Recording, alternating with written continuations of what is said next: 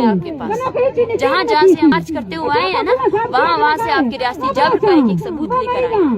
सुने इनको, मसला ये इस रियासत में सबसे बड़ा मसला ये नहीं है कि एक इंस्टीट्यूशन है जो लोगों को मार रही है, पकड़ रही है।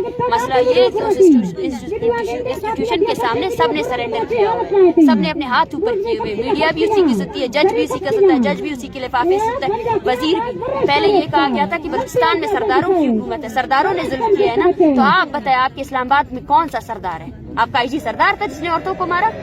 आपका आईजी तो सरदार नहीं था ना। आपके वजीर मुस्तफा सोलंकी साहब किस कबीले के सरदार है? किस कबीले के सरदार है ना? हमने बारहा यही कहा है, हम बारहा यही कहते आ रहे हैं कि आप जो है ना मामलात को तोड़ मरोड़ कर नहीं पेश करें, ठीक है ना, हकीकत को लाएं सामने।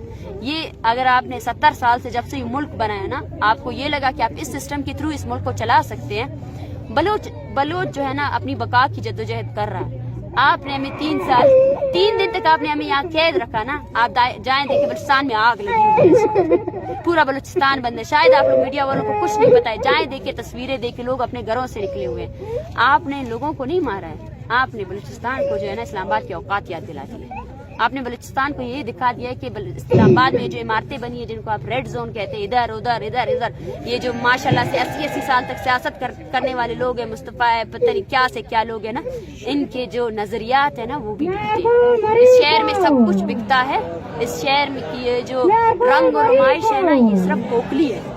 इसके एक एक पत्थर पे, एक एक ईंट पे जो है ना मासूमों का खून है। मासूमों के खून से ये शहर बना है, मासूमों के खून से, बलूचिस्तान के वसाइल से, बलोच ये जो औरतें बैठी है ना, इनके वसाइल से, इनके आंसुओं से ये शहर बना है। और मैंने इनको कहा है, देखो इस शहर को, देखो इसकी एक एक ईंट को देखो, एक एक इससे सड़क को देखो और समझो अपनी औकात को देखो। इस रियासत के अंदर ये हमारी औकात है। जब बच्चे चीख रहे थे और हम बोल रहे थे हम जाएंगे, हम यहाँ नहीं आए हैं। हम कब आए हैं? हमें ये मुल्क चाहिए ही नहीं। अपने मुल्क में सही है, आप हमें ना बिजली दे ना गैस दे, हम जमीन पे बैठने वाले। हमने अपनी जमीन को इतनी मोहब्बत की है कि आज तक अंग्रेज से लेकर उससे पहले वाले हुक्मरानों ने भी हमें अपनी जमीन से नहीं निकाला है।